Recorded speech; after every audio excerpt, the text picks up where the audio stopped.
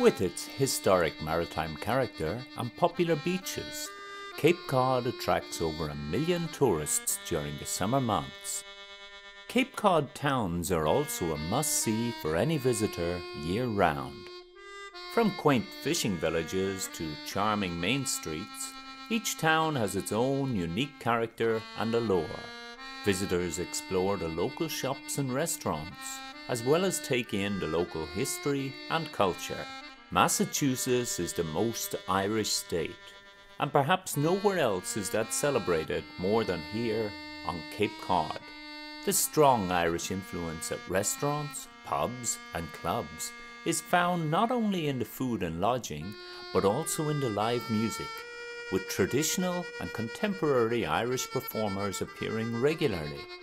Families and visitors from around the country and the world come for this celebration of the proud Irish heritage and its rich traditions.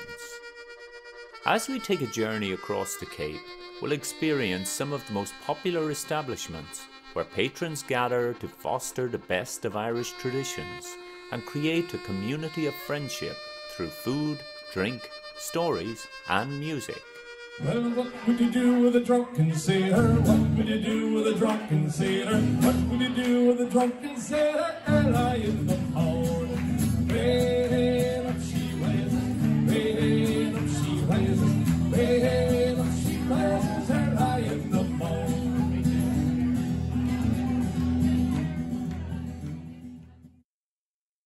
The first stop on our Cape Cod Irish pub crawl is in the town of Falmouth, named after a town in Cornwall, England. After crossing the Bourne Bridge over Cape Cod Canal, we circle south on Route 28 to Falmouth County in the southwest corner of the Cape, which is also home to the Woods Hole Oceanographic Institute. Falmouth was first settled by English colonists in 1660 and quickly became a centre of maritime activity and farming. The town is now home to 7 historic districts. Its picture-perfect main street is lined with quaint shops and restaurants, including Liam Maguire's Irish Pub.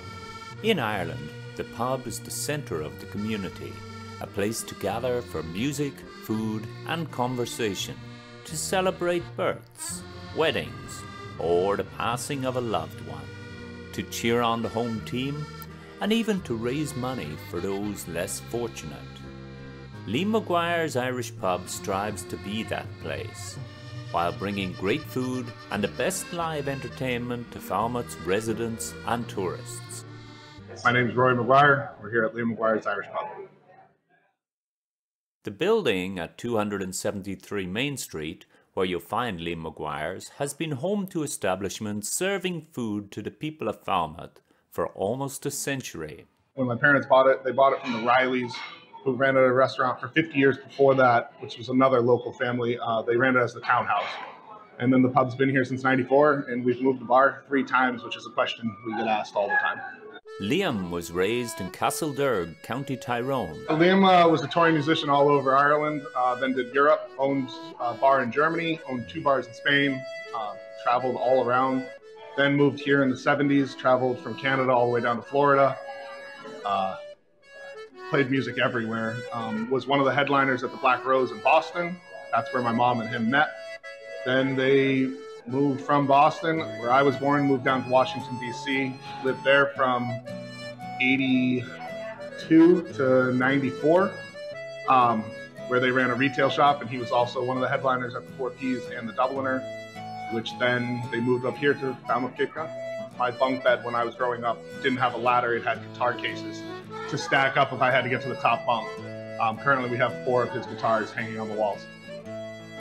Sadly, Liam passed away in 2021, so now his 2 sons, Rory and Shay, run the pub to carry on the tradition.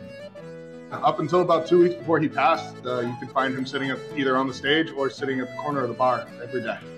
From the kitchen, you'll find great classic pub fare, and also a lot more than just your typical fried or grilled food. across the board, we cover every dish that you can want. One of our signature dishes that we do is called steak on a stone, where we serve you a pan-seared steak on a 500-degree lava rock. It's one of the ones we're really proud to serve here.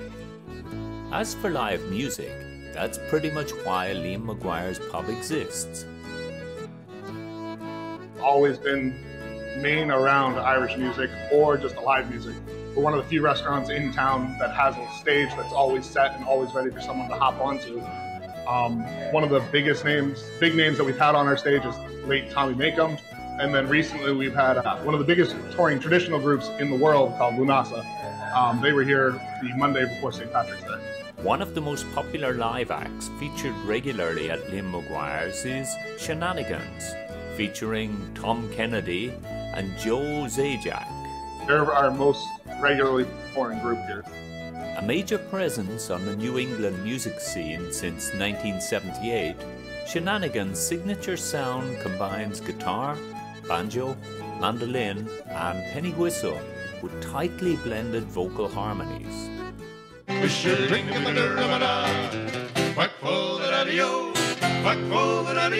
a whiskey in the jar.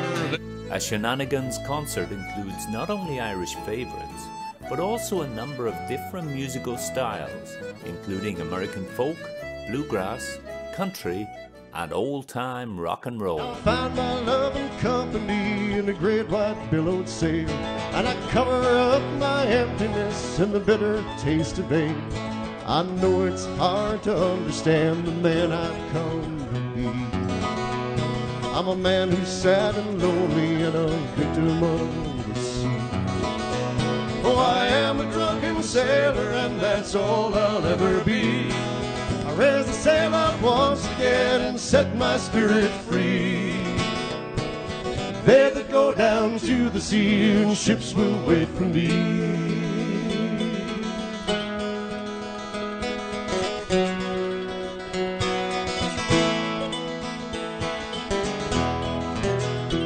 So Tom and Joe play here every other weekend.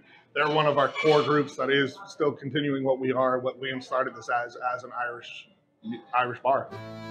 At its heart, Liam McGuire's wants to be known in Falmouth and beyond as a place to always have a good time and make new friends. We just always want people to remember us, and we want to, in the summer it's great with the tourists that we have. I mean, maybe you don't know us, maybe you just meet us for the first time, but we just want to be one of those memories that when you go home. One of my father's old sayings were, there are no strangers yet, only friends you haven't met. And that's what we hold true to what we do here.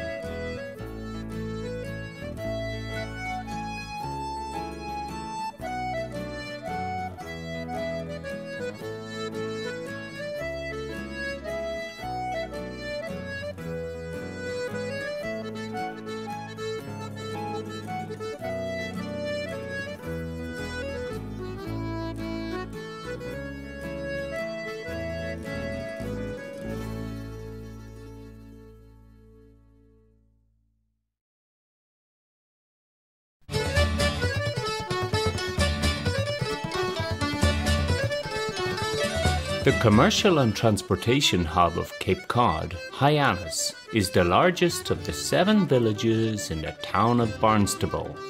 At the west end of its historic main street is the new home of Cape Cod Irish Village at the Emerald Resort.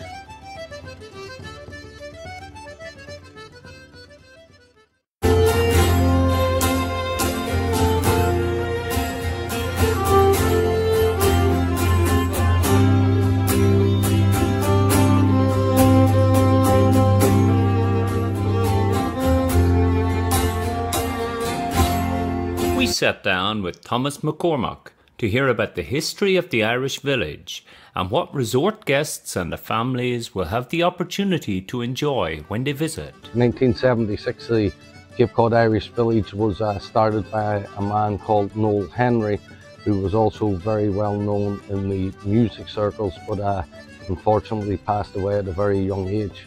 His daughter Caroline Henry is still in the music scene. His brother Tommy, Matty, I say they were very famous in the local music scene from here, Boston, New York, all around the Northeast. So somewhere along the line they came up with the name Cape Cod Irish Village. This is the third reincarnation of the Irish Village. Originally it was in West Yarmouth. It was there from 1976 till I think 2010. It was infamous for the basement pub, which in today's society there will be no more basement pubs. 2010 we moved to South Yarmouth, and again last year we moved right up into Hyannis here. So it's a very well known establishment, you know, amongst many societies, groups, people. With generations of families have been coming here over and over for the past 40 odd years. Like every good Irish restaurant, we're very good at Italian food. You know, if you look at the history of Irish food, it's the food of the poor. You know, it's pasta was the food of the poor, but they were able to, you know, transform it. You know, we do shepherd's pie, we do a lot of salmon. We try to mix it up as much as we can and try and, you know, reinvent some of the older Irish dishes. You know, to varying degrees of success. You know, definitely not as successful as the Italians. We've live music 7 nights a week. We've Ireland the Band, Aaron's Melody, Shillelagh Law. I'm going to miss somebody because we try and mix it up as much as possible. Jeff Conlon, who's here tonight. Every Monday evening throughout the summer, in residence is singer and guitarist Mike DeAngelis with Irish fiddler Rose Clancy as the duo Clancy and Donegan. 2, 3.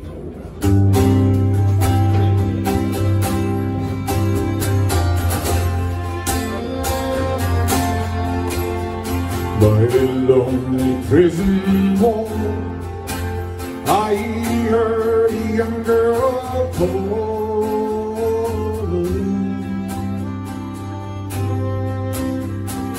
Why could they have taken you away?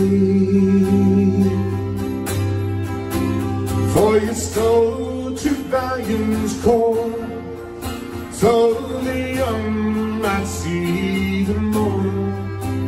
Now a prison ship lies waiting in the bay.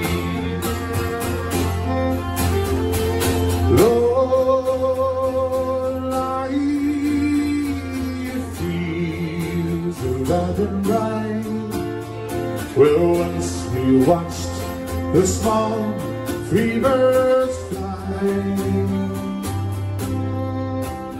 I love is all the way. We dream of songs to sing.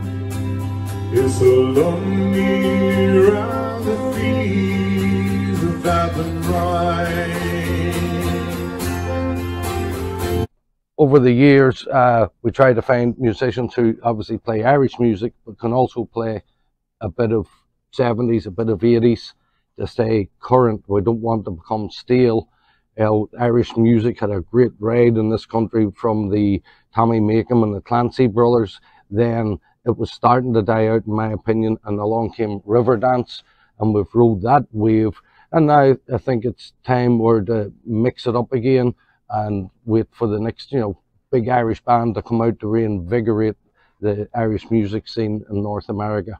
But my goal has been to try and stay current. Have the music is to be enjoyed, has to be, you know, for everybody. And in my opinion, how do you get people interested in Irish music? You mix it up with other music.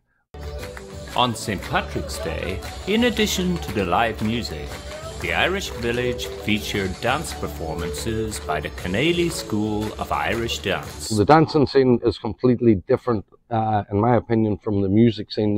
The Irish dancing in this country is and always has been, and in my opinion always will be, you know, extremely popular amongst the young people. You know, it's and it's great to see, and it's great to see them going back to Ireland to compete in the you know, in the All-Ireland Feshes down here in the Cape Cod. We've the Keneally School of Irish Dancing, with the Haley School of Irish Dancing. So in a wee small area you have two big schools of Irish dancing. And what kind of experience and memories can guests expect to make when they visit the Cape Cod Irish Village? Good time, good crack, the ability to actually sit with their kids in a bar, have a beer, listen to music like it used to be.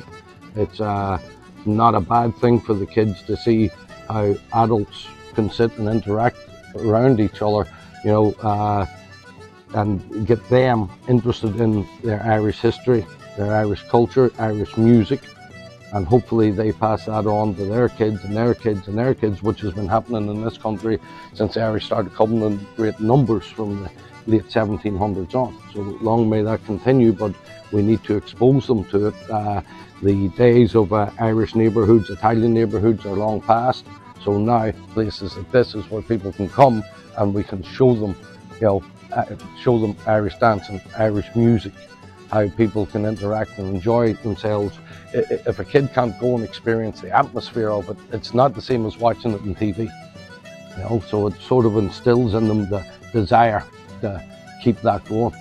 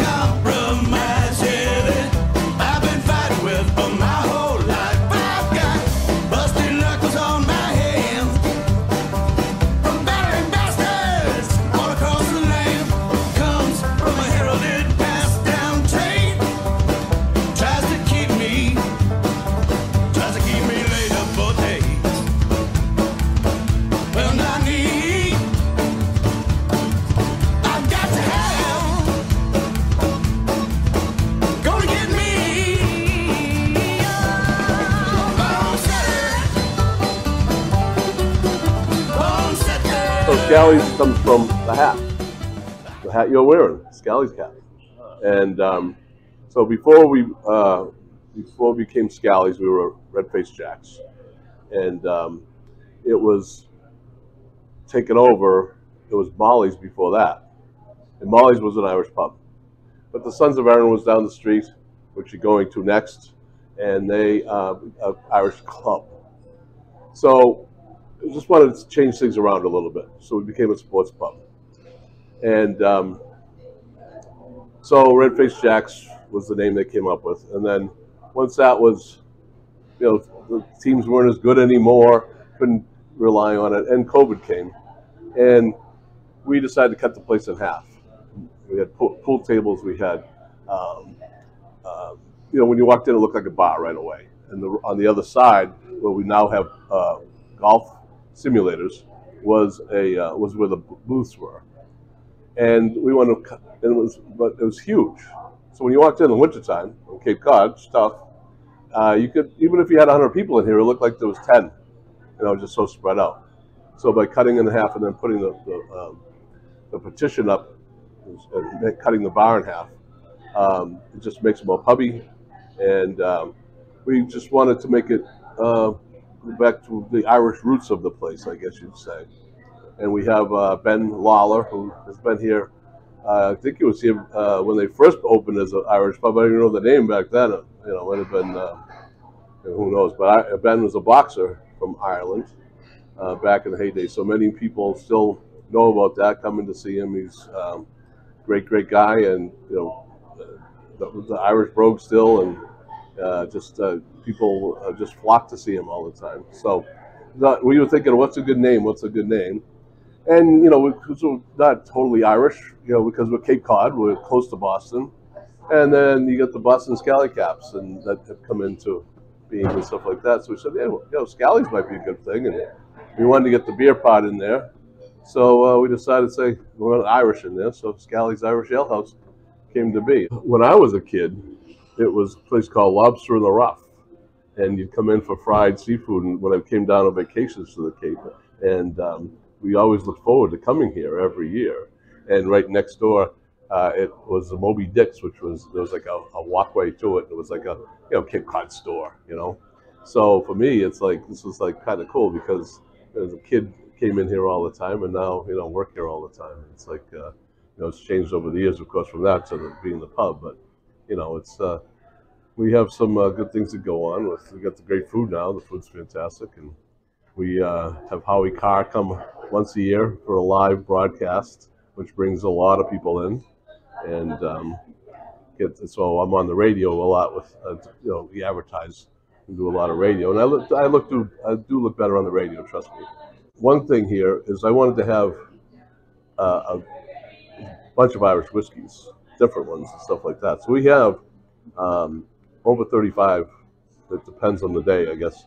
Irish whiskeys. We have a lot of Jameson products, who've taken care of us fantastically, by the way, where they bought us a Keurig, a commercial Keurig, so our Irish coffees are fresh every single time. So you're not getting a pot of coffee that you didn't know, when it was made and stuff like that. It's fantastic. We have Ben's father drank Powers Irish whiskey, and so that's the one he forces me to have in honor of his father whenever I decide to have an Irish whiskey, which is more than I should. I'm not going to tell everybody. And then but we have the spots: yellow spot, green spot, and blue spot. Very expensive Irish whiskeys. And so when they first made them, they kept them aging in kegs underneath the city, so it was like in the sewers almost, and they could barely see down there. So of course certain ones were aged longer than others, so they decided to put a blue spot for so many years, a red spot for so many years, and a yellow spot, and then it just stuck. So they're all the spot whiskeys from Ireland, and they're too good, very expensive, but they're good. And good. So we are the spot for the spot whiskeys. Nice comfort food. They're fantastic. People love them. We've gone more towards the the Cape Cod part of it too. So like tonight we have fried clams, and we have a fish fry Friday where it's $15 instead of $20, and you have the it's winter time on Cape Cod. Tuesdays we have prime rib dinner for 10-ounce prime rib dinner for $17. We had a wacky Wednesday where the prices are crazy. Like we had $20 lobster rolls where last summer places were selling them for $42 down here. It's crazy. And Thursdays we're doing a Scholar Fest, and for $18 for 5 different dishes. So we try to cater to, we have some Irish dishes where we have the Guinness for the fish and chips. We use Guinness, so it's Guinness fish and chips. We have these great Guinness barbecue wings. But then we go with the the fisherman's platter, the fried scallops, the fried shrimp, and then the chef comes up with different crazy stuff that people just like. It's great. It's nice. It's good change of pace. Even there's a stir fry on there that's unbelievable with chicken or shrimp. Or I had that and I was like, wow, this is crazy. We have a band that actually came down for our one of the busiest days is St. Patrick's Parade, Cape Cod St. Patrick's Parade, which is the week before the Boston St. Patrick's Day Parade, and the Pie-Eyed Preachers.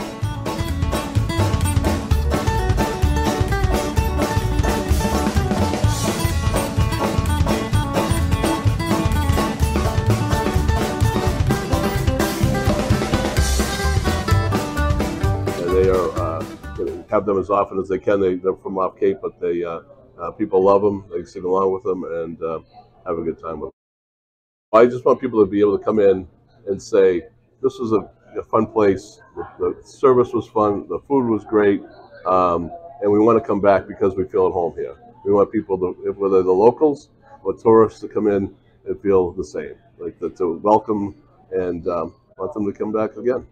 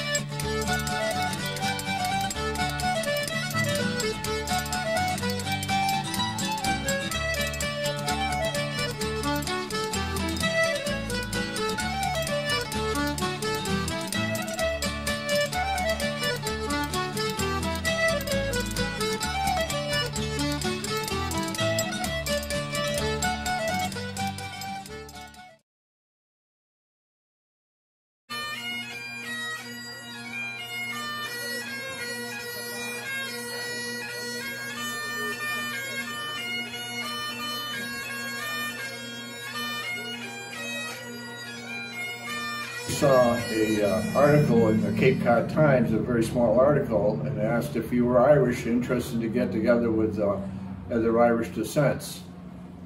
And I responded to it, and I spoke with Carol Shea, and we started out with a small group of getting together and just hashing around at each other's houses.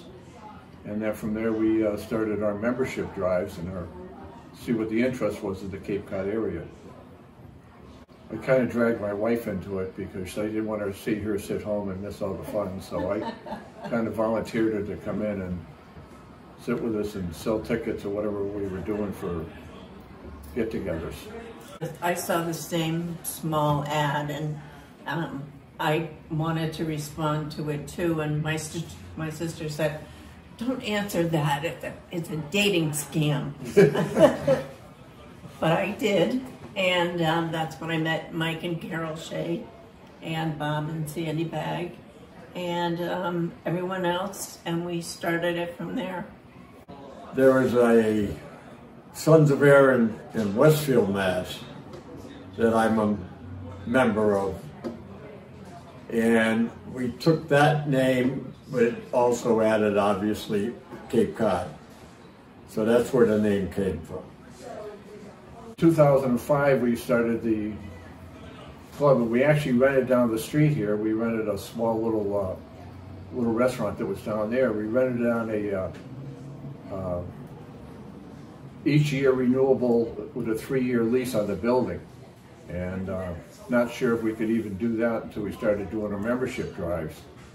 And a lot of the Irish places around here helped us use their facilities for gathering information.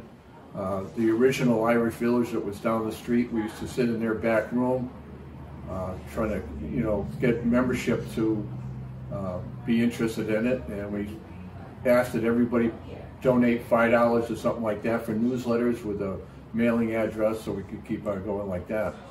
Oh wait, we moved into here and we bought it as a whole, everything here, plus the lot next door, which had an old lawnmower bike shop over there that we tore that down, made for more parking. We had one of our fellow members, Jack Hines, who kind of negotiated on this building, who was closed. This was originally a steakhouse. And we wound up buying this building. Just prior to us coming in here, it was called the Flying Pig. And it was supposed to be a restaurant that never opened. He brought all the stuff in and he never opened the doors. There was a lot of equipment and things up in the attic. And Mike wanted to start over new. He wanted to get rid of everything. So he was up there throwing things down, and I'm down here picking them up and bringing them back up. Really, Bob loved the popcorn machine. Went in the dumpster. Yeah, and when he was gone for a couple of days, it disappeared. I think Janet Baldwin took it, threw it away. Janet Baldwin and Mike Shea threw it away. Yeah. Oh, now you've admitted it, yeah. Right on here. Yeah. It was on the Labor Day weekend, so our liquor license was en route. We had no idea what we were doing at that point in time. As a matter of fact, when we applied for the liquor license, we didn't know that you had to serve food. That was a stipulation. You had to serve food, and we said, "What the hell are we going to do?" And then we got Sharon. Sharon was actually our first hire in the kitchen. And she, whatever she came in and as now, whatever they're putting on the menu tonight, that's on the board, that's it. I remember the first night that I bartended, and I bartended by myself because these people, you had a meeting or something, and I was behind the bar. So I was doing really good, and Mike came over to see if I was all right. My husband came over to see if I was all right. And I was fine. But the thing was, it was a little nerve-wracking because you don't know if these people want to join, you know. And I never actually, well, I was never a bartender till I came to the Sons of Erin. I always wanted to be one. So. And she won't put a figure 8 on top of the Guinness.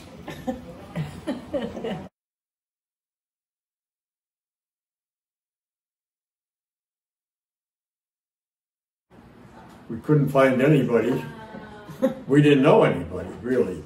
At a couple of our meetings, or one in particular that I remember, at the old village when we were doing fundraisers and whatnot, Dave Hickey played for us. And Dave has probably been with us the longest of any musician that's still playing here.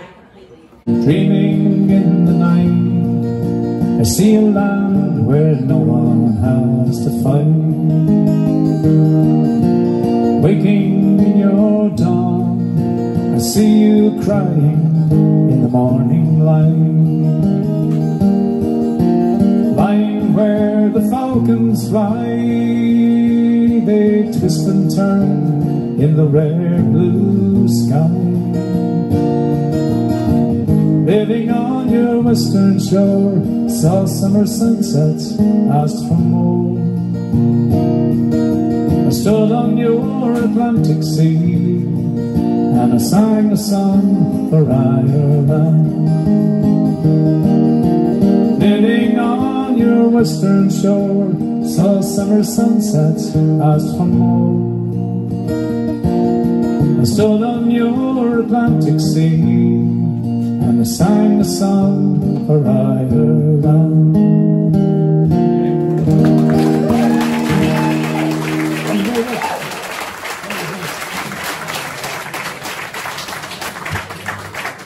Thanks very much.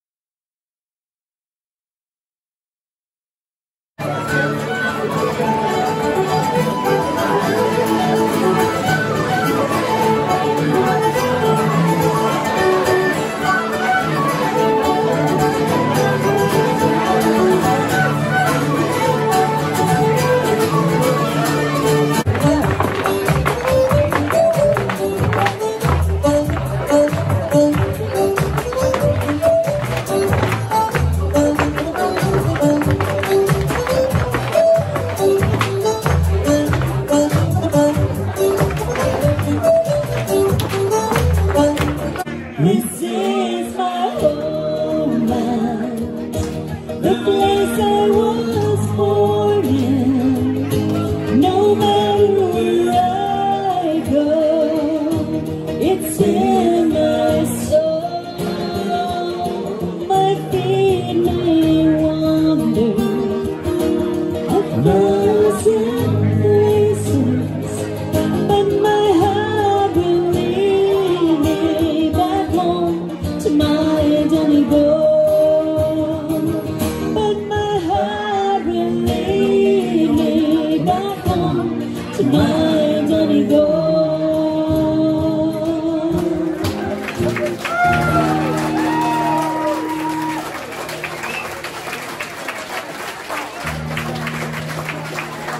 Oh, thank you so much. Thank you. Loved all the characters and especially like there's great memories of people here who have passed now, like, you know what I mean? We've been, I think it's been what, 15 years or so. I'm not really quite sure how long it's been going. A lot of all the characters have passed on, you know what I mean? And it's just we've never gotten to know those people, you know what I mean? And the stories they told us and stuff in their lives, and rich lives, you know what I mean?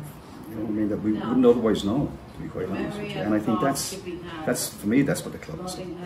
Comments that people make, you know, just unsolicited about what a warm and friendly place and how many nice members they've met. And, you know, a lot of people will thank us, saying, you know, thanks for starting that club because, you know, we've met so many people through it. Got me thinking, and after we had been open for a while, Mike Lavelle, the member, has been here. and everybody knows him.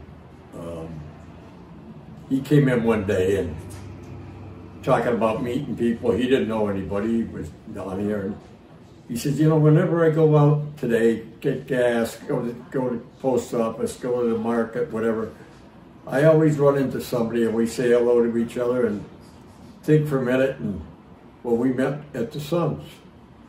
And that told me it was working, because Mike didn't know anybody. As most of us didn't. Yeah. Right. I mean, we hardly knew one another. It's become a You know. family rather than a restaurant just sitting on the corner someplace. It's where now some of our kids are involved in some of the things. It's not like you would come into the bar and sit down and nobody will talk to you. Because, you know, they always say hello. And you just start talking to them and, you know, where are you from and how'd you come into this? It was a learning experience, but it was fun. You can come here alone and feel safe and welcome. Trouble is non-existent. It really is. We've had a couple of incidents, but, you know, going on 18 years, it hasn't been bad because the members themselves quell it. They won't let it go. I mean, it's their club. It's everybody. It's not my club, Bob or Sandy or Janet's. It's everybody's club. People volunteering we do cleanups, spring cleanups and fall cleanups. We got somebody who steps up and does the golf leagues and golf tournaments. They do horse races. Anything that gets a group together, they're in here, and they volunteer. We've had a couple of trips to Ireland. Yeah, we've done several trips to Ireland with a group of us and had great times. Nobody got thrown over the cliff or anything Someone like that. almost got thrown over the cliff, but It was a I won't toss-up. say We anything. wouldn't let Mike Shea and Sandy get too close together on the edge because we never knew who was going to go over. Whoa! That would have been nice. Yeah. Sandy. I know. We would have held hands. When we first started out and we were trying to figure out how many people we need to make this club go, and we said if we get 500 people, we'd be golden. And, Oh gosh, we had started with 3. Yeah. About 300 was what? yeah, we jumped from 3 up to 5, and we said, well, 5, you know, we'll kind of cut it off and see how that goes and see if we can get the attractions there. And it just went leaps and bounds from, you know, 7, 8, and then we got up to 1,000. After we hit 1,000 members, we says, just let it go. Never expected it to be what it is. Never.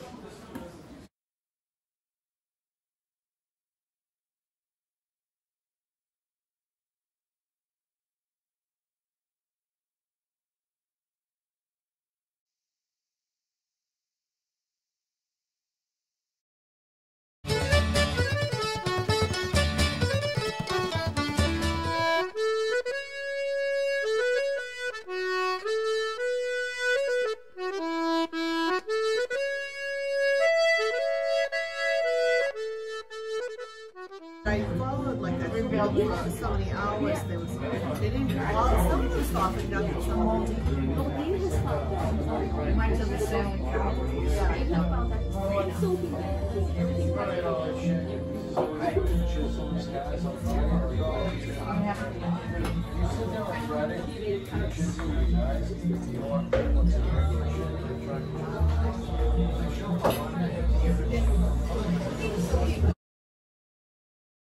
My name is Evelyn Reid, Evie for short. The business is O'Shea's Old Inn, West Ennis. And it's from the O'Shea family. Joe O'Shea, he was from Waterbury, Connecticut. He came down like 40 years ago to Cape Cod on a vacation, and he ended up staying. And he became a painter, and years later he discovered this building. It was a pub called the Old Inn at West Ennis. It was run by 2 Irish guys, and so when it went on the market, Joe bought it for his family. He has 2 sons and that, and so that's where the name came from, O'Shea's.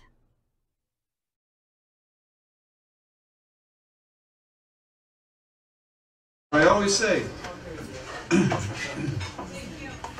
support the arts, eat at O'Shea's. Because we are the ungranted, unfunded cultural center of West Texas.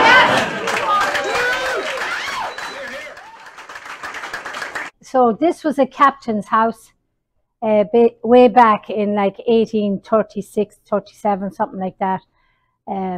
There was a captain who owned this place here.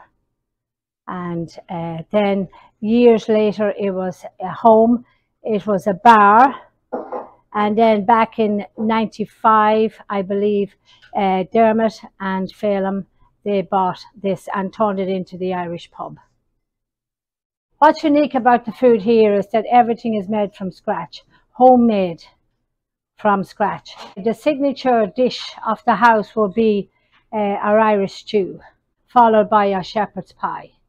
We had a chef here years ago from Brazil. His name was Roger, and I believe when he was a young boy living in Brazil, he used to watch his grandmother make and bake all the different foods and that. So he kind of learned her recipes and brought them over here, and we were very lucky that he worked here for a number of years and created the delicious Irish stew, shepherd pies, and all the other meals that we serve here. We carry on his recipes.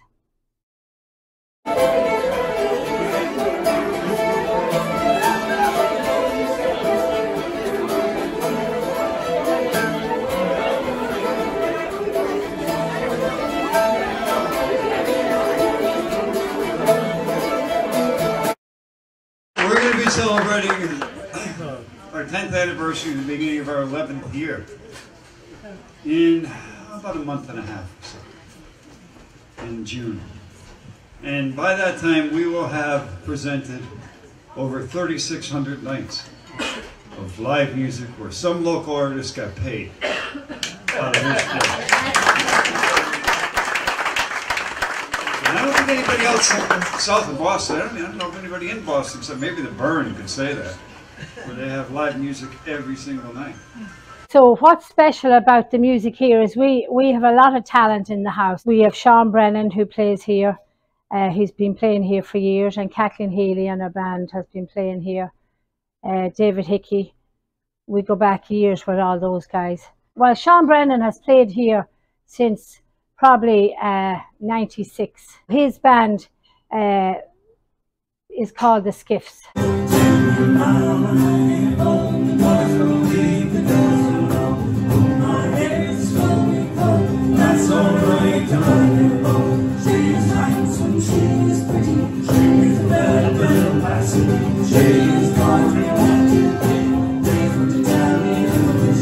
So they play here on every Tuesday night and once a month on a Saturday night. On the 4th of July, 1806, we set sail on the sweet cool Cod. We're sailing away to the Canaries, for the grand sea all in the York. She's a beautiful crowd, she was in for a night. I know how the wild runs grow. You can sign me in rocks, we got 27 nights. The earth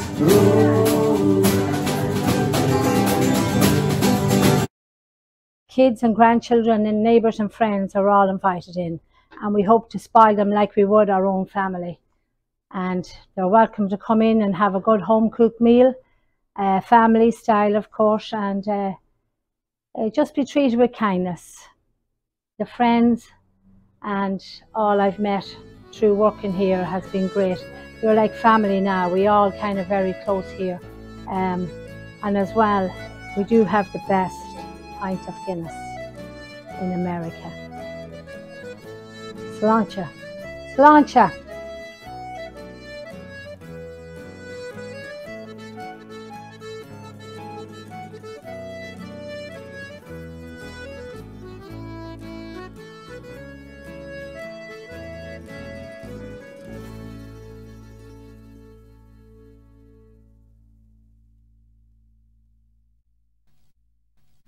One. 2, 3.